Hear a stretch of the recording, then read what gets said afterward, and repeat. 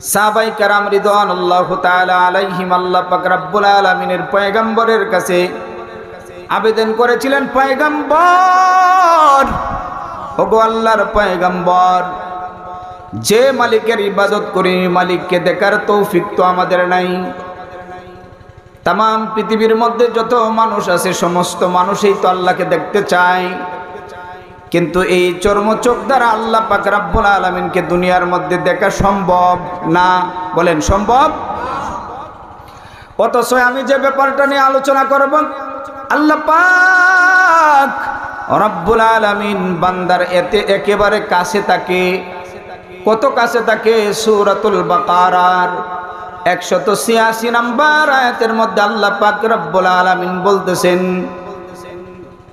وَإِذَا سَأَلَكَ عِبَادِي أَنِّي فَإِنِّي قَرِيبٌ।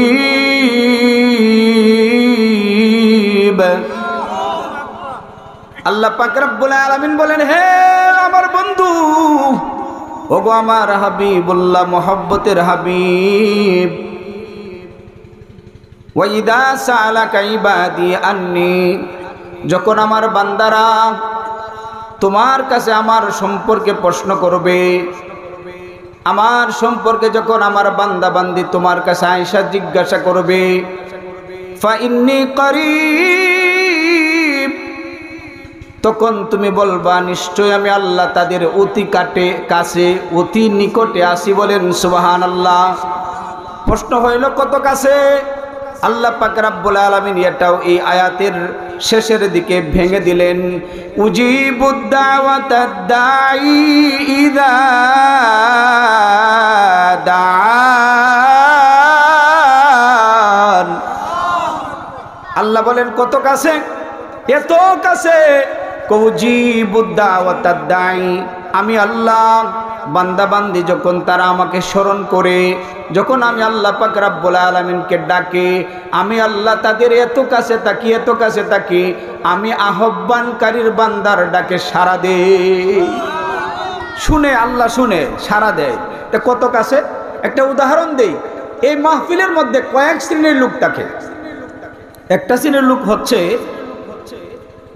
কানে কম শুনে, আর যে ডাকে তারও আওয়াজের কন্ট্রোলি কম, দেখবেন ডাকলে শুনে না, বা যদি কম শুনে তাইলে ডাকার পরে কথা কয় না। ডাকার পরে কি বলে বুঝেন নাই? যারা একটু কানে কম শুনে দেখবেন ডাকলে আবুল কাসেম কথা কয় না। বা এমন কিছু লোক আছে যারা এই প্যান্ডেল থেকে ডাক দিলে একেবারে আপনার মধ্যপাড়া বার হইব। বলেন আছে না নাই? বুঝলেন নাই? আল্লাহ বলতেছে উজিবুদ দাওয়াতাদ দাঈ ইযা দাআন। এটা কিন্তু নতুন বিষয়, এটা আমার আলোচনা বিষয় না, কিন্তু ওই হচ্ছে যেটু বললে লাই যেহেতু সমস্যায়। বুঝলেন নাই?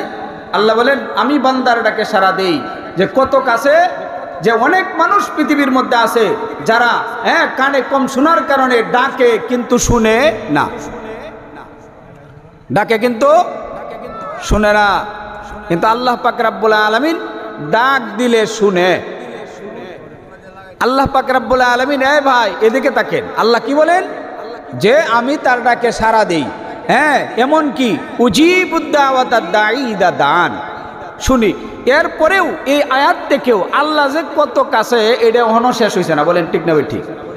মনের মধ্যে কুসকুসানি বাপ শুরুই হয়ে গেছে। উদাহরণ দিলাম, একটু বুঝুন। যে উদাহরণটা বুঝলে ওয়াজ বোঝা সহজ। কি বললাম? একটা বয়রা মানুষ আছে যারা কানে কম শুনে, বধির, অন্ধকার, কম শুনে, এই মানুষটারা ডাকলে দেখবেন তা আল্লাহ। আর একটা আছে লাউড স্পিকার খুব বাড়তি, মাঠ পার হয়ে যাবো, এও তো মানুষ। তাহলে এত দূরে না ক্লিয়ার, বুঝেন নাই? 50 নম্বর সূরা। বলেন কত নাম্বার? হু বলবেন কয় নাম্বার সূরা? 50 নম্বর সূরা, সূরাতুল কাফ। সূরাতুল কাফের মধ্যে 16 নম্বর আয়াতের শেষের দিকে আল্লাহ পাক রব্বুল আলামিন এই জবাবটাও দিয়ে দিছে, ওয়া নাহনু আকরাবু ইলাইহি মিন হাবলিল ওয়ারিদ।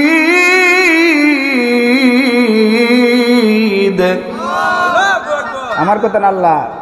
সূরার নাম কি? সূরাতুল কাফ, 50 নম্বর সূরা।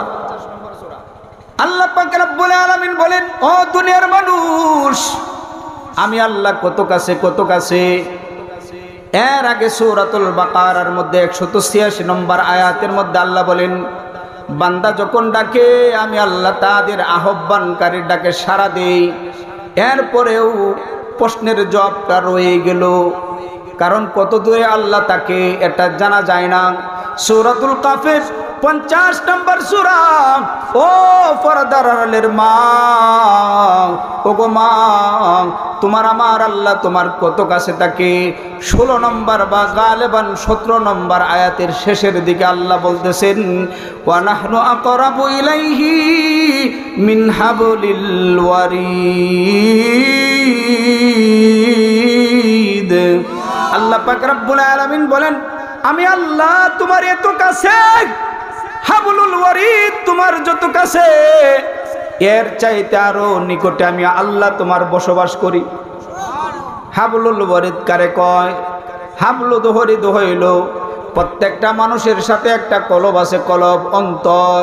ওই অন্তরের সাথে মুফাসসিরিনে কেরাম বলেন দুইটা ব্যাখ্যা। হাবলুল ওয়ারিদ দ্বারা শাহরগকে বুঝাইলেন, আরেকটা ব্যাখ্যা হইল অন্তরের সাথে একটা হৃৎপিণ্ড।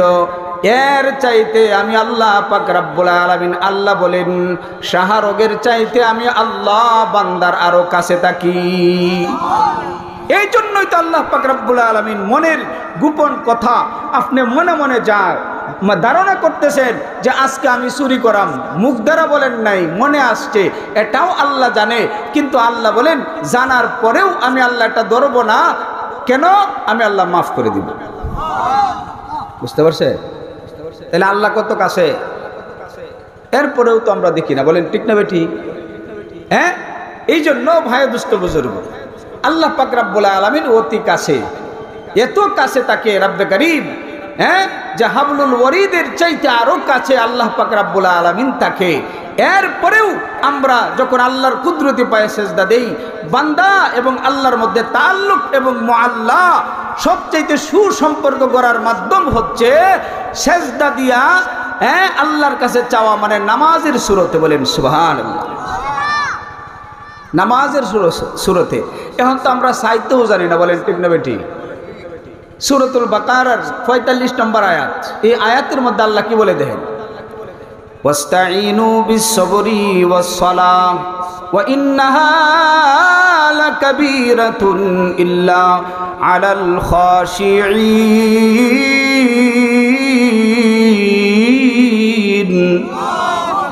সূরাতুল বাকারার 45 নম্বর আয়াতটা এটা। আল্লাহ বলেন, বান্দা যখন মুসিবতের মধ্যে পড়ো, তখন আমি আল্লাহ পাক রব্বুল আলামিনের কাছে দুইটা জিনিসের মাধ্যমে চাও। এক নাম্বার হইল ধৈর্য, দ্বিতীয় নাম্বার হইল মুসাল্লাটা জমিনের মধ্যে বিছাইয়া নামাজ পড়িয়া সেজদা করিয়া বান্দা তুমি আমার কাছে চাও। কি চাইবা তুমি? কি চাইবা তুমি? যা চাইবা এর চাইতে 10 গুণ বেশি আমি আল্লাহ পাক রব্বুল আলামিন তোমাকে দিয়া দিব। কিন্তু আমরা উল্টা, যদি আমরা মুসিবতের মধ্যে পড়ি, নামাজও পড়ি না, ধৈর্যও ধরি না, তাড়াতাড়ি মেম্বার আর চেয়ারম্যানের কাছে দৌড় দেই। বলেন ঠিক না বেটি? কথা বলেন বাবা, ঠিক না বেটি? এরকম লোক সমাজে কম না বেশি? অথচ সাহাবায়ে কেরাম রিদওয়ানুল্লাহি তাআলা আলাইহিম আজমাইনরা কেমন ছিলেন? এই যে একজন পীর সাহেব হুজুর বই রয়েছে, এমনিতে পীর সাহেব হইছে? জিন্দেগিতে দেন নামাজ কাজা নাই, হ্যাঁ, নামাজ কামাই করে নাই। আর আমরা তো জিন্দেগি কাটতাছে 60 বছর 70 বছর হয়ে গেছে, নামাজই পড়ি না। এরকম মুসলমান সমাজে কম না বেশি? এই যে আমরা তো নামাজই পড়ি না। কারণ নামাজ কিভাবে পড়বো? যে নামাজ পড়লে তো আমরা খালি ডুস দেই আর খালি দৌড় দেই। বলেন ঠিক না বেঠি? হ্যাঁ, 45 নম্বর আয়াতে আল্লাহ কি বলতেছেন? ওয়াস্তাঈনু বিস-সাবরি ওয়াস-সালাহ ওয়া ইন্নাহা লাকাবীরাতুন ইল্লা আলাল খাশিঈন। উলামায়ে কেরাম এখানে বুঝবেন, এই আয়াতের মধ্যে আল্লাহ মুফাসসিরিনে কেরাম বলেন যে নামাজ হইল আসলে কঠিন একটা জিনিস। নামাজ কি জিনিস? কথা কয় না, কঠিন জিনিস। নামাজ কি জিনিস? কঠিন। এরপর আল্লাহ বলেন যে আসলেই নামাজ তাদের জন্য কঠিন নয় যারা হইল খাশি। যারা কি? খাশিঈন, যারা খুশু এবং খুজুর সাথে নামাজ পড়ে, তাদের জন্য কি নামাজটা এটা কঠিন নয়, এটা হইল মধুর জিনিস। বলেন সুবহানাল্লাহ। এটা হইল কি? মধুর জিনিস। তাফসীরের মধ্যে আসছে এই আয়াতের ব্যাখ্যার মধ্যে, তাফসীরের মধ্যে একটা হাইসিয়ত একটা ঘটনা বলি, এক কাঠুরিয়া ঘটনা। বলেন কি ঘটনা? কাঠুরিয়া। ঘরের মধ্যে কিচ্ছু না, কিন্তু কাঠ কাটে, কিন্তু আল্লাহর সাথে তার এত ভালো সম্পর্ক কিভাবে হয়েছে? নামাজের মধ্যে। বলেন সুবহানাল্লাহ। মুখতাসার আকারে বলি, এই কাঠুরিয়া নাম হচ্ছে সুলতান ইবনে আদেল রহমতুল্লাহি আলাইহি। তাফসীরের কিতাবের মধ্যে এই আয়াতের ব্যাখ্যার মধ্যে বা সূরাতুল হজ্জের 22 নম্বর সূরা 73 নম্বর আয়াতের শেষের দিকে আল্লাহ বলতেছেন, ওয়াকিমুস সালাহ ওয়া আতুজ যাকাত ওয়া আতাসিমু বিল্লাহ হুয়া মাওলাকুম ওয়া নি'মাল মাওলা ওয়া নি'মান নাসির। আল্লাহু আকবার। এই দুটো আয়াতের তাফসীর আপনি দেখেন, এই তাফসীরের মধ্যে সুলতান ইবনে আদেলের ঘটনা আসছে। কাঠুরিয়া মানুষ, কিন্তু কাঠুরিয়া হইলে কি হবে? আল্লাহর কাছে এই কাঠুরিয়ার দাম অনেক বেশি। বুঝেন নাই? একদিন কাঠুরিয়া বলতেছে, আপনারা আমার দিকে আসেন, অন কাঁদেন, একটু কাঁদেন। আমরার অবস্থাটা কি আর কাঠুরিয়ার অবস্থা কি? কাঠুরিয়া কান্তাছে, পাহাড়ের মধ্যে তাকে। বুঝেন নাই? পাহাড়ের মধ্যে আরো কত কুয়াশা, কত কষ্টের জিনিস। একদিন কাঠুরিয়া রাত্রিবেলা তার বিবিকে বলতেছে, বিবি যদি আমি মারা যাই, বলেন যদি আমি মারা যাই, তাইলে আমার ঘর তো নুল আনলে ফান্তাপুরা, আজকে যে খাবার কালকে খাই আমি তো নাই, তাহলে বলো আমি মারা যাইলে তুমি আমার কাফন দাফন কি দিয়ে দিবা? সুবহানাল্লাহ। নাই রে, কষ্টটা করতেছেন, আর একটু করে লাই। বিবি বলতেছে, স্বামী আমি তোমার এমন আশিক বাদী, আমি তোমার এমন আশিক স্বামী। কি বলতেছেন আপনি? আপনার কাফন দাফনের সমস্যা মানে আমার শরীরে যে 12.5 হাত কাপড় আছে বা 10 হাত, এই কাপড়টা খুললে দিলাম। সুলতান ইবনে আদেল রহমাতুল্লাহি আলাইহি বলতেছে, বিবি পরীক্ষার মধ্যে পাস করছো, আমরার মহিলারা হইলে কি করল হইলে? বলতেছে, বিবি আমার শরীরের কাপড় খোলার কোনো দরকার নাই। আল্লাহু আকবার বলেন। ও বিবি, আমি যদি মারা যাই তাইলে পাহাড়ের দূরে, অনেক দূরে গ্রাম আছে, এই গ্রামের মধ্যে আমার ছোট্ট ছোট্ট 2টা বাচ্চাকে তুমি পাঠায়া দিও। তারা আইসা আমার জানাজার নামাজ পড়াইবেন, আমাকে কাফন দাফন করাইবেন, সব কিছু করবেন, এরপরে তারাই ব্যবস্থা করবে। সুলতান ইবনে আদেল বলে, বিবি প্রথম অবস্থায় যদি এটা কাজ না হয়, তারা যদি না আসে, দ্বিতীয় অবস্থাটা তুমি পালন করবা। বিবি বলে, স্বামী আমার দ্বিতীয়বার অবস্থা কেমন এটা বলে দেন। ও আমার বিবি, তুমি পাহাড়ের টিলার মধ্যে উঠিয়া আমার নিষ্পাপ 2টা সন্তানের হাতটা দইরা রব্বে কারিম আল্লাহ পাক রব্বুল আলামিনের কাছে এমন ভাবে তুইলা বলবা, ইয়া রব কদমতা সুলতান ইবনে আদেল। আল্লাহু আকবার, জুড়ে বলেন। তুমি হাতগুলো এমন ভাবে আকাশের দিকে দরিয়া বলবা, ইয়া রব কদমতা সুলতান ইবনে আদেল। ওগো মুনিব, আমার স্বামী সুলতান ইবনে আদেল মারা গেছে, এমন ভাবে তুমি বলবা। ওগো মাওলা, আমার 2টা সন্তানদেরকে এলাকার মধ্যে পাঠাইছিলাম, তারা আসতে পারে নাই। ওগো মাওলা, আমার 2টা ছোট্ট ছোট বাচ্চা, আমি হইলাম মহিলা, কাফন দাফনের ব্যবস্থা আল্লাহ তুমি তোমার কুদরতির ব্যবস্থা দ্বারা তুমি করো, গ্রহণ করে নাও। যেমন কথা সেই কাজ, যেই কথা সেই কাজ। ওই রজনীর মধ্যেই সুলতান ইবনে আদেল মারা গেছে। তাফসীরে কিতাবের মধ্যে ঘটনাটা আসছে। ফজরের আজান যখন হয়ে গেছে, মহিলাটা বলতেছে, স্বামী উঠেন, স্বামী উঠেন, স্বামী উঠেন, ফজরের ওয়াক্ত হয়ে গেছে। প্রতিদিন নামাজ পড়ে, কিন্তু এখন আর উঠে না। হঠাৎ করে মহিলাটা দেখে তার স্বামী মারা গেছে, শরীরটা ডাট হয়ে গেছে। আরো যদি আল্লাহু আকবার বলে, বাবা সাইরে দিতাম না, একটু চলতো। ঘটনাটা বলে শেষ করাম না, দেখেন। টাড়া লয়ে গেছে, যে কথা সেই কাজ। মহিলাটা স্বামীর নসিহত অনুযায়ী তার 2টা নাবালক সন্তানদেরকে গ্রামের দিকে পাঠায়া দিলেন।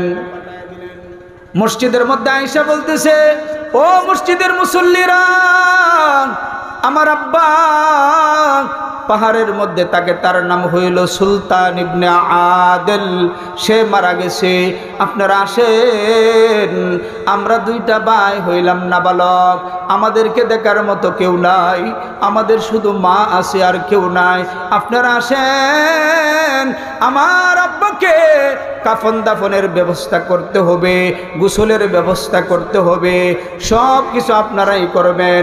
গ্রামের মহল্লাবাসী বলতেছে, বাবা অন্ধকার রজনীর রাত, ও বাবা কুয়াশার রজনী, পাহাড়ের মধ্যে তো আরো কুয়াশা, বাবারে তোমরা এখন যাও, সকালবেলা আমরা তোমাদের এখানে যাব, এরপরে জানাজার নামাজের ব্যবস্থা করব। দুইটা সন্তান মহল্লা থেকে ফিরে যাওয়ার পরে মাকে বলতেছে, মা মহল্লার কেউ তো আসে না, এখন কি করবা? মা বলতেছে, দ্বিতীয় পদ্ধতি পালন করতে হবে। সন্তানের দুইটা হাত লইয়া, মা জননী দুইটা সন্তানের দুই চারটা হাত লইয়া রাব্বে কাবার মালিকের দিকে তাকায়া বলতেছে, ইয়া রব, আপনারাও বলেন, ইয়া রব কাদমাতা সুলতান ইবনে আদেল, ওগো আল্লাহ আমার দুইটা নাবালক সন্তানদেরকে মহল্লার মধ্যে পাঠাইছিলাম, তারা আসে নাই, ওগো আল্লাহ তোমার আশেক বান্দা সুলতান ইবনে আদেল মারা গেছে, ও আল্লাহ তার জীবনের 2 রাকাত নামাজও যদি কবুল হয়, গায়বী খাজানা থেকে সব কিছুর ব্যবস্থা করেন। আল্লাহ পাক রব্বুল আলামিন দোয়া কবুল কইরা নিছে। আল্লাহু আকবার বলেন। ইয়ামানে মারা গেছে, বুঝেন নাই? দোয়ার পরে কবর হয়েছে বাগদাদে। আল্লাহু আকবার বলেন। ইয়ামান থেকে বাগদাদের দূরত্ব হইল 2500 কিলোমিটার। কয় হাজার? ধারণা দূরে? এই কত দূরে? 2500 কিলোমিটার বা মাইল ধরেন, 2500 মাইল দূরে। সহজ করে রে দোয়া করছে ইয়ামানে, কবর লইছে কোথায়? বাগদাদে। মানুষ রূপী একটা ফেরেশতা আল্লাহ পাক রব্বুল আলামিন জুনাইদ বাগদাদি রহমাতুল্লাহি আলাইহির কাছে প্রেরণ করে দিলেন। আল্লাহু আকবার বলেন। আল্লাহ ওয়ালাদের সিফত বাবা গুণগান বলতেছে। আল্লাহু আকবার বলেন। জুনাইদ বাগদাদি কত বড় পালোয়ান ছিলেন, কুস্তি খেলোয়াড়। উনি সাররে শক্তি রহমাতুল্লাহি আলাইহির খলিফা পাইছে। আল্লাহু আকবার বলেন। জুনাইদ বাগদাদি এত বড় পালোয়ান ছিলেন, সব কিছু ত্যাগ করিয়া সাররে শক্তি রহমাতুল্লাহি আলাইহির কাছে যখন তাকে তুলে দিলেন, জুনাইদ বাগদাদি বড় আল্লাহ ওয়ালা হয়ে গেছে, কবর হইছে। মানুষ রূপী ফেরেশতা এসে বলতেছে, ও জুনাইদ, আকাশ থেকে তোমার আল্লাহ আমাকে পাঠাইছে একটা কবর দিয়া। ও কিসের কবর? ও জুনাইদ, এখনই তোমাকে ইয়ামানের দিকে রওনা হইতে হবে। জুনাইদ বাগদাদি বলে, কোনো সমস্যা নাই, কোনো সমস্যা নাই, কোনো সমস্যা নাই, আমি তো যাবার জন্য পাগল। কিভাবে যাব রে? প্লেনের ব্যবস্থা নাই, আগে তো কিছুই ছিল না, হেঁটে হেঁটে যাইতে লাগবো। কিভাবে যাইব? 1-2-3 কিলোমিটার না, 2500 মাইল দূরে, কিভাবে যাইব? তুমি কে? কো রাব্বে কারিমের পক্ষ থেকে একটা দূত আসছে, আমি মানুষ রূপী ফেরেশতা। কো যাও যাও, আমার মালিকের কাছ থেকে একটা খবর তুমি নিয়ে আসো, আমি কিভাবে যাইব? এই ফেরেশতা আল্লাহ পাক রব্বুল আলামিনের সাথে কালেকশন লাগায়া দিছে, মোবাইল করলেন। ওই তো বোঝানোর জন্য বলতেছি, ফেরেশতা আল্লাহর সাথে কথা বইলা আল্লাহ পাক রব্বুল আলামিন এক পর্যায়ে বলতেছে, ফেরেশতা যাও, এই যে লাশটা মারা গেছে, মানে আমার আশেক বান্দার লাশ, এই লাশটা যেখানে আছে, এই লাশের যেখানে আছে, যে মাটির সাথে লেগে আছে, এই মাটি থেকে তুমি একটু মাটি নিয়া এই জুনাইদ বাগদাদি রহমাতুল্লাহি আলাইহির কাছে বাগদাদে যাইবা। বাগদাদে যাওয়ার পর এই মাটিগুলো জমিনের মধ্যে ফেলে দিবা, আর জুনাইদকে বলবা সেজদা দেওয়ার জন্য। সেজদা দেওয়ার পর জুনাইদকে আয়েশা এই মানবরূপী ফেরেশতা বলতেছে, ওগো জুনাইদ, বাইপাসের রাস্তা আল্লাহ ব্যবস্থা করে দিছে। কে যাইবেন? কো আমি যাব, আমার সাথে আরো আমার মুরিদান আছে 12 জন, এরাও যাইব। কয় জনের ব্যবস্থা তো আল্লাহ করেছে। কি ব্যবস্থা করছে? যে আপনি আর আপনার 12 জন যে শাগিরাত আছে এরা বলবেন এই যে মাটিতে সাল্লাম, এই মাটির যেখানে আছে এখানে সেজদা দেওয়ার জন্য, সেজদা দেওয়ার পরে সুবহান, আপনারা বলেন সুবহান রাব্বিয়াল আলা, সুবহান রাব্বিয়াল আলা, সুবহান রাব্বিয়াল আলা 3 বার বলবেন। জুনায়েদ বাগদাদি ফেরেশতার বাতলানো ফত অনুযায়ী সেজদা দিলেন, তার 12 জন শাগিরাতকে নিয়ে 3 বার বললেন সুবহান রাব্বিয়াল আলা, সুবহান রাব্বিয়াল আলা, সুবহান রাব্বিয়াল আলা। সেজদা তেইকা মাথা উঠা দেখে ইয়ামানের মধ্যে তারা পৌঁছে গেছে। একটু জিকির করি, বলেন লা ইলাহা ইল্লাল্লাহ। ভাই পানির দিন জোরে, লা ইলাহা ইল্লাল্লাহ,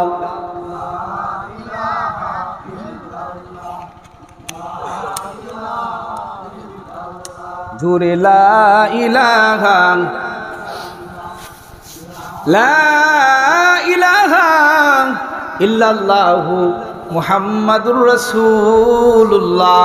বলেন সাল্লাল্লাহু আলাইহি সাল্লাম। আল্লাহর দ্বারা এই কাজ করা সহজ না কঠিন? এ বাবা বলেন, এই একটু বসেন, সহজ না কঠিন? বাবা সহজ না কঠিন? সহজ। এক সেজদায় কোথায় গেছে? হুজুরে নিয়ে এক সেজদায় কোথায় গেছে? হ্যাঁ, ইয়ামানে কয় হাজার মাইল দূরে। কি বাবা, আল্লাহ দ্বারা সহজ না কঠিন? ইয়ামানে গেছে। হ্যাঁ, ইয়ামানের কাছে সেজদা দিয়ে উঠার পরে জিজ্ঞাসা করতেছে, ভাই এটা কোন জায়গা? কয় ইয়ামান। হাঁটতে লাগলেন, হাঁটতে হাঁটতে পাহাড়ের দেশে যেতেছে। রাখালের কাছে সাক্ষাৎ, বলতেছে ও রাখাল, এই যে পাহাড় থেকে তোমরা আসতেছো সন্ধ্যার বেলায়, হ্যাঁ কোনো লাশ কি তোমরা দেখে আসছো? বলতেছে যে ও আল্লাহ ওয়ালা মুসাফির, পাহাড়ের পদদেশে একটা লাশ দেখে আসছি, যে লাশটার চেহারাটা এত সুন্দর, যে চেহারার সাথে সূর্য হার মানে, চন্দ্র হার মানে, এত সুন্দর চেহারা। কিন্তু ব্যাপারটা হইল দুইটা ছোট ছোট বাচ্চা বৈশাখ কাঁদতেছে, আর একটা মহিলা আছে।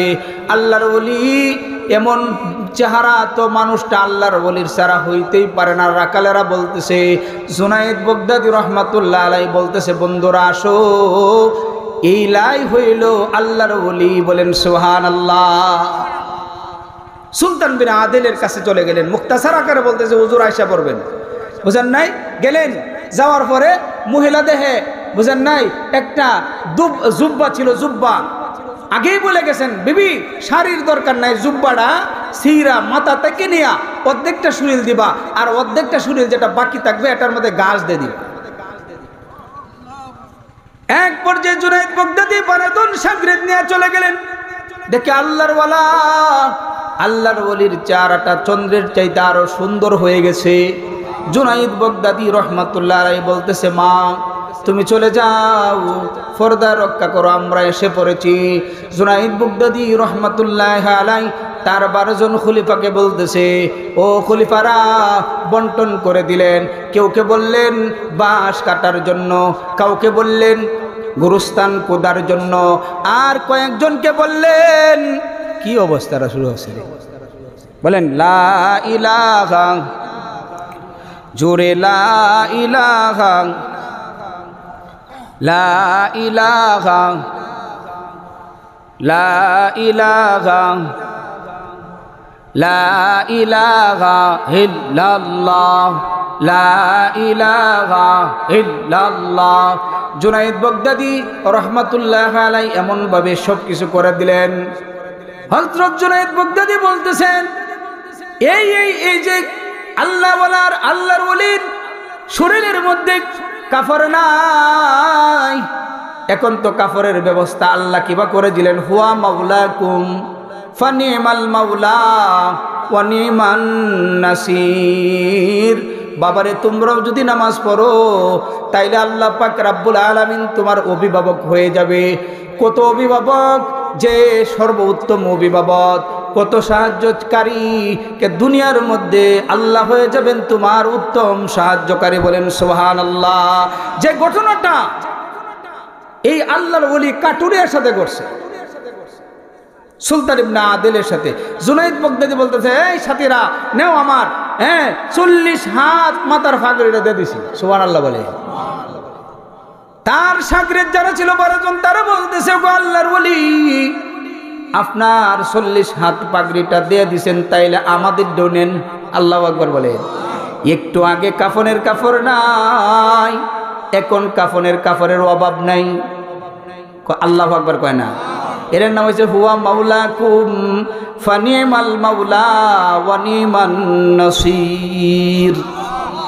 একটু আগে কাফনের কাপড় নাই, এখন অভাব নাই। জুনাইদ রহমাতুল্লাহ আলাইহি বলতেছে, বন্ধুরা আমার, এত কাপড় দিয়া কি হবে? না হুজুর, একটা কাপড় দিয়ে আপনি কাফনের কাপড়টা সরাইবেন, আর বাকি যদি তাকে 3টা দিয়ে আপনি কাফন সরাইবেন, আর বাকি যা আছে কলা পাতার পরিবর্তে লাশের সাথে দিয়া দিবে। কিরে ভাই, সুবহানাল্লাহ নাই কাকা? আগে কাপড়ে নাই, আর এখন কলা পাতাও লাগে না। সব কিছু ঠিক করে দিলেন। জানাজার নামাজের প্রস্তুতি হয়ে গেছে। জুনাইদ বাগদাদি রহমাতুল্লাহ আলাইহি আর মাত্র 12 জন, আর ছোট ছোট 2টা বাচ্চা।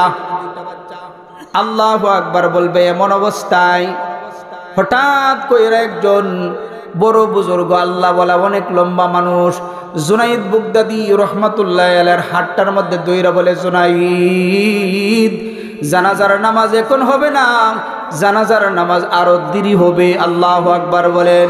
ও জুনাইদ, দেরি হবে? এই যে দেখো আমার একটা ব্যাগ আছে, ব্যাগ, এই ব্যাগের মধ্যে আল্লাহ পাক রাব্বুল আলামিন আল্লাহর গোলামের জন্য একটা কাফনের ব্যবস্থা বাড়ায়া দিছে। ও জুনাইদ, এই যে কাফন দাফন পরাইছো, এটার উপরে আল্লাহর গোলামের জন্য আল্লাহর পাঠাওয়া, আল্লাহর গোলামের জন্য আল্লাহ যে পাঠাইলেন একটা পুরস্কার, এটা তুমি ব্যবহার করে নাও। আর বলতেছে, জুনাইদ, মন খারাপ করিও না, আল্লাহ পাক রব্বুল আলামিনের ইশারা হইল আমি যেন আল্লাহর গোলামের জানাজার নামামতির ইমামত হই। আল্লাহু আকবার বলেন। জানাজার নামাজ আমি করানোর জন্য আল্লাহ পাক রব্বুল আলামিন আমাকে ইশারা দিয়েছেন। জুনাইদ বলতেছে, না হুজুর, কোনো সমস্যা নাই, আপনি পড়াইবেন। আর দেখো জুনাইদ, নামাজের পরে এই যে ব্যাগটা, এই ব্যাগের মধ্যে 12,000 স্বর্ণ মুদ্রা আছে। এতিম বাচ্চাদের মালিকের কাছে পৌঁছায় দিবা, তুমি তার আম্মার কাছে, তারা যেন এই টাকা থেকে যেন ব্যবহার করে, কিয়ামত পর্যন্ত যদি তারা ব্যবহার করে, রে জুনাইদ, সব কিছু ব্যবহার করলেও টাকার পরিমাণ শেষ হবে না। নামাজ পড়াইলেন, এত জোরে জোরে তাকবীর দিছে, বুঝেন নাই? আল্লাহু আকবার, আল্লাহু আকবার, আল্লাহু আকবার, আল্লাহু আকবার, আসসালামু আলাইকুম ওয়া রাহমাতুল্লাহ, আসসালামু আলাইকুম ওয়া রাহমাতুল্লাহ। 4 তাকবীর দিয়া সালাম পড়াই, মানে সালাম ফিরাইলেন। জানাজার নামাজ শেষ। জুনাইদ বাগদাদি রহমাতুল্লাহ আলাইহিকে বুঝাইয়া দেওয়ার পরে ব্যাগটা দিয়া বলতেছে, বাবা, এই ব্যাগের ভিতরে 12,000 স্বর্ণ মুদ্রা আছে, তার বিবির কাছে পৌঁছায় দিন। বাবারে, এই ব্যাগ থেকে টাকা যদি মাটির মধ্যে না ডালে, আর কিয়ামত পর্যন্ত যদি টাকা নেয়, খরচ করতে পারবো, টাকা পুরাবে না। সুবহানাল্লাহ জুড়ে বলেন। এই জুনাইদ, আমি আল্লাহ যাই। যখন কইছে আমি আল্লাহ যাই, জুনাইদ বাগদাদি তো ফালোয়ান, সররে শক্তি রহমাতুল্লাহ আলাইহির খাস খলিফা, তাফাতে ধরছে, হুজুর কি মনে করেন আমি তো ফালোয়ান? হ্যাঁ, বাগদাদের মধ্যে এমন কোনো বেড়া নাই আমার সাথে পারছে। 3টে সাইডের মাঠের মধ্যে ফুটাই আলছি, আপনি যাইবেন কে? মানে আমার ছোট বাচ্চার মতো জুনাইদ জুনাইদ বলে নাম ডাকতেছেন, পরিচয়টা না দেন, যদি না দেন আর ছাড়তাম না, কলারও ধরেছে। বলতেছে, বাবা স্যার, আমার পরিচয় যে কোনো জায়গার মধ্যে দেওয়া নিষেধ না, যদি না দেন বেয়াদবি হইলেও আপনার কলার আমি ছাড়ব না। জুনাইদ, ছেড়ে দে, আমার নাম পরিচয় দেওয়া নিষেধ। এরপরে যেহেতু সারা না বলতেছে, জুনাইদ, তাইলে তোমার কর্ণটা আমার কাছে আনো। আমাকে মানুষে খিজির আলাইহিস সালাতু ওয়াস সালাম বলে ডাকে। ও বলতেছে, হুজুর, 2টা কারণ, 2টা প্রশ্ন করবো। 1 নাম্বার প্রশ্ন, ওগো আল্লাহওয়ালা, আমরা মাত্র 12 জন মুসল্লি, আপনি এত বড় বড় তাকবীর কেন দিলেন, লম্বা আওয়াজ আল্লাহু আকবার, এটার কারণ কি? খিজির আলাইহিস সালাতু ওয়াস সালাম বলতেছে, বাবা কারণ হইল, ও জুনাইদ এখনোই তো তোমার কাশফের আয়না খুলে নাই। আল্লাহু আকবার বলেন। ও জুনাইদ, আমি যখন সুলতান ইবনে আদেলের নামাজ ইমামতির মুসাল্লার মধ্যে দাঁড়াইলাম, আল্লাহ পাক রব্বুল আলামিন এই আশিক বান্দার জানাজার নামাজে শামিল হওয়ার জন্য 12 লক্ষ ফেরেশতা আল্লাহ এই জমিনের মধ্যে প্রেরণ করে দিয়েছে। ও জুনাইদ বলো, যে জানাজার নামাজের মধ্যে 12 লক্ষ মুসল্লি হয়, তাইলে জুনাইদ তুমি বলো তাকবীরটা কত বড় হওয়া দরকার। হযরত খিজির আলাইহিস সালাম বলতেছে, বুঝছি জুনাইদ, তোমার অন্য কাশফের আয়না হলো খুলছে না। আল্লাহ ওয়ালাদের কাশফের আয়না খোলা থাকে, তারা কাশফের আয়নার দ্বারা সব কিছু দেখতে পারে। বলেন ঠিক না বেঠিক? ইমাম আবু হানিফা রাহমাতুল্লাহ আলাইহি সুর বেড়া চুরি করতেছে, বুঝেন নাই? উজুর পানির দ্বারা সুরের গুনাহ যাইতেছে, চুরির গুনাহ। এটাও ইমাম আবু হানিফা রাহমাতুল্লাহ আলাইহি তার শাগরেদের কাছে বলতেছে, আমার নিশ্চিত ধারণা হচ্ছে এই বেচারা চুরি করে। কথা কয় না? আব্দুল কাদির জিলানী রহমাতুল্লাহ আলাইহি তার লিখিত কিতাব গনিয়াতুত তালিবিনের মধ্যে উল্লেখ করেন, বুঝেন নাই? এক সুরবেড়া চুরি করার জন্য মসজিদে গেছে, কাশফের আয়না খুলে গেছে, দেহ মা গো এটা তো মুসল্লি না। সেজদার মধ্যে গিয়া বলে, সুবহানা রাব্বিয়াল আলা, কোন জুতাটা বালা। গেছে জুতা চুরি হতো, সুবহানা রাব্বিয়াল আলা, কোন জুতাটা বালা। প্রফির আব্দুল কাদির জিলানী রহমাতুল্লাহ আলাইহি দরজার মধ্যে পয়রা তসবিহ জপতেছে, কাশফের আয়না খুলে গেছে। আব্দুল কাদির জিলানী রহমাতুল্লাহ আলাইহি কাশফের আয়নার দ্বারা দেখতেছে, এত মুসল্লি না, সে তো হইল জুতা চোর। মুসল্লির বেশে মসজিদের মধ্যে ঢুকেছে। এখন তো সুরা বেড়া জুতা চুরি যে করবো, সে তো মুসিবতের মধ্যে পয়রা গেছে, কি করবে? বুঝেন নাই? সেজদার মধ্যে পয়রা তওবা করতেছে আর বলে, মালিক তুমি আমাকে মাফ করে দাও। বরফির আব্দুল কাদির জিলানী মনে হয় টের পেয়ে গেছে, আল্লাহ গো তুমি আমাকে বাঁচাও, আজকে থেকে তওবা করতেছি গো মাওলা, জিন্দিগিতে আর কোনোদিন নামাজ ছাড়বো না, আর চুরি করবো না। বলেন সুবহানাল্লাহ। একটু পরেই ঘটনা অনেক লম্বা, বোঝানোর জন্য বলতেছি, একটু পরে ইয়ামান থেকে 39 জনের আবদালের একটা গ্রুপ আইছে। আবদাল 40 জন, বুঝেন নাই? আবদাল আর 40 জন কুতুব দ্বারা আল্লাহ পাক রব্বুল আলামিন পৃথিবী চালায়। বলেন আল্লাহু আকবার। একজন যদি কমে, দাদা তো 90 রয়েছে, তাসাউফের মানুষ, এই জন্য বলতেছি 40 জন আবদাল, 40 জন কুতুব দ্বারা আল্লাহ পৃথিবীর ভারসাম্য এটা সামলায়। যদি কমে যায় তাহলে পৃথিবীর মধ্যে জাল জ্বালা শুরু হবে। বুঝলেন না? ইয়ামান থেকে 39 জন একটা লোক আইছে, আয়া বলতেছে, হুজুর একজন আবদাল মারা গেছে, ফজর নামাজের আর আছে আধা ঘন্টা, আধা ঘন্টার মধ্যেই ফায়সালা দিতে হইব কোন দেশের কোন লোকটা, নামটা কি বলেন, ঠিকানাটা কি বলেন, তাড়াতাড়ি দিন। বরফির আব্দুল কাদির জিলানী রহমাতুল্লাহ আলাইহি বলতেছে, বাবা এই কথা বলতেছি, আল্লাহওয়ালা হওয়ার জন্য ডিগ্রির দরকার নাই, আল্লাহওয়ালা হওয়ার জন্য নিষ্কলঙ্ক ঈমান এবং সাদা মনের দরকার হয়, আল্লাহর ভয় থাকলেই হয়। এই যে তওবা করেছে, একটা সেকেন্ড আগে ছিল সে সুর, এখন হয়ে গেছে বড় আল্লাহওয়ালা। আব্দুল কাদির জিলানী রহমাতুল্লাহ আলাইহি বলতেছে, চিন্তা করিও না, পেরেশান হওয়ার দরকার নাই, ব্যবস্থা হয়ে যাবে।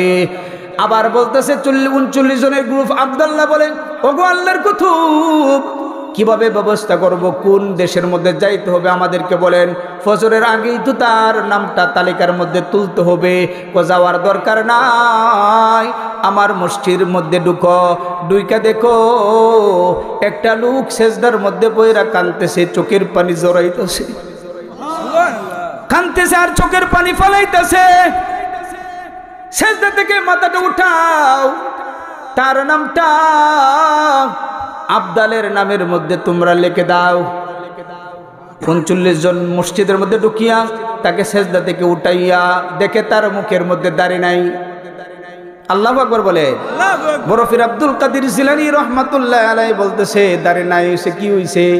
আজকে থেকে তার দাড়ির মধ্যে আর কুর লাগাইবে না, আজকে থেকে তার নামাজ কোনোদিন কামাই হবে না, আজকে থেকে তার 5 ওয়াক্ত নামাজ তো কামাই হবেই না, তাহাজ্জুদ নামাজও আর ছুটবে না। তার নামটা তুলো, বলেন আল্লাহু আকবার, তার নামটা তুলে নাও। এখানে যারা আছেন তাদের নাম যে আল্লাহ পাক রব্বুল আলামিন আল্লাহ ওয়ালাদের লিস্টের মধ্যে তুলবেন, এটার গ্যারান্টি কি আছে বেটা? বুঝেন না? এই জন্য আমি বয়ানের মধ্যে মাঝে মধ্যে বলি, যারা আল্লাহ ওয়ালার সুরত ধরে এরাও আল্লাহর বলি না, আর যারা সুরত ছাড়া অনেক আল্লাহ ওলি আছে সে জানেও না আল্লাহর লিস্টের মধ্যে তার নাম আল্লাহ ওয়ালার কাতারে আছে। বুঝেন নাই? বলতেছে জুনাইদ বলতেছে হুজুর কলার ছাড়তাম না, কলার ছাড়বো না, তাড়াতাড়ি ফয়সালা দেন নাহলে অবস্থা খারাপ। ও বুঝছি, কেন দিলাম? যে 12 লক্ষ ফেরেশতা আছে। বলেন তো, যে জানাজার নামাজের মধ্যে 12 লক্ষ ফেরেশতা থাকে, ওই লোকটা কি জাহান্নামী হইতে পারে? কতটুকু আল্লাহকে রাজি এবং সন্তুষ্ট করাইছে। জুনাইদ বাগদাদি দৌড় মারছে, বুঝছি কই যে ব্যাগটা আছে না 12,000 স্বর্ণ মুদ্রা ছেড়ে দিবা, কিয়ামত পর্যন্ত যদি টাকা মাটির মধ্যে না ডালে বরকত ফুরাইতো না। বুঝেন নাই? জুনাইদ বাগদারে গেছে, গিয়া সালাম দিলেন, বলতেছে মাগো তুমি কত দামি আল্লাহ বলার স্ত্রী, তুমি তো জানো না কি ঘটনা ঘটে গেছে। তুমি কি জানো মা, তোমার স্বামী এত বড় আল্লাহ আল্লাহর কুতুব ছিলেন, যার জানাজার নামাজের জন্য হযরত খিজির আলাইহিস সালাতু ওয়াস সালাম আসছেন। যে খিজির আলাইহিস সালাতু ওয়াস সালাম আদমের পিছনে নামাজ পড়েছেন, মুসা কালিমুল্লাহর পিছনে নামাজ পড়েছেন, মুহাম্মদুর রাসূলুল্লাহর পিছনেও নামাজ পড়ছেন। বলে আল্লাহু আকবার। খিজির আসছে, কো বাবা তুমি কে? কো আমি হইলাম আল্লাহর নগণ্য একটা বান্দা। কো তোমার নাম কি বলো? কো আমাকে মানুষে জুনাইদ বইলা ডাকে। মহিলাটা বলতেছে বাবা তোমার নামটা আমার স্বামীর জবান থেকে কতবার আমি শুনেছি, কত প্রশংসা করেছে। আমার স্বামী জিন্নুল মিসরির ঘটনা আমাকে শোনাইতো, আমার স্বামী তোমার ঘটনা শোনাইতো, আল্লাহ ওয়ালাদের ঘটনা শোনাইতো, সারা রাত শুধু ঘটনা বলতো। তাহাজ্জুদের নামাজের মধ্যে মুসল্লা বিছাইয়া আমার স্বামী এতিমের মতো কান্ত আর কান্ত। হযরত জুনাইদ বলে মাগো তোমার স্বামীর এত মাকাম আমার আল্লাহ যে বাড়ায়া দিয়েছে তার কি আমল ছিল আমাকে বলো। মহিলা বলে ও জুনাইদ 12 বছর আমি তার সাথে সংসার করলাম, তার কয়েকটা আমল তোমার জানা দরকার আছে নিকো? আছে। তাড়াতাড়ি কলম এবং খাতাটা নাও। 1 নম্বর আমল, আমার স্বামীর জীবনে কোনোদিন নামাজ কাজা করে নাই, আমরা নামাজে পড়ি না। 2 নম্বর হইল আমার স্বামীর জিন্দিগিতে কোনোদিন কোরআন না পড়ে নাই, এমন কোনো রুজুনি নাই। আমার স্বামী নামাজের পরপর কোরআনটা নিয়ে হাতে নিয়ে পড়তেন আর কান্নাকাটি করতেন। আমরা তো কোরআনই পড়ি না। 3 নম্বর আমল, আমার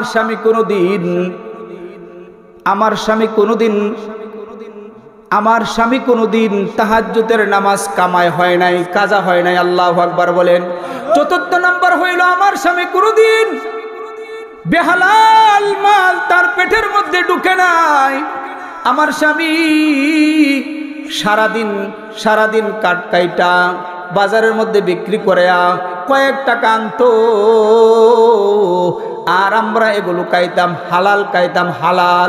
ও জুনাইদ, হারাম দ্বারার যে শরীর গঠিত হয়, ওই শরীর দ্বারা যদি ইবাদত করে আল্লাহর আদালতে তার ইবাদত কবুল হয় না। কি বাবা সবকটা বুঝছে? বলেন নামাজ পড়ানো লাগবো কয় ওয়াক্ত, কয়দিন? সারা জীবন। দলিল আছে না নাই? ওয়াবুদু রাব্বাকা হাত্তা ইয়াতিয়াকাল ইয়াকিন।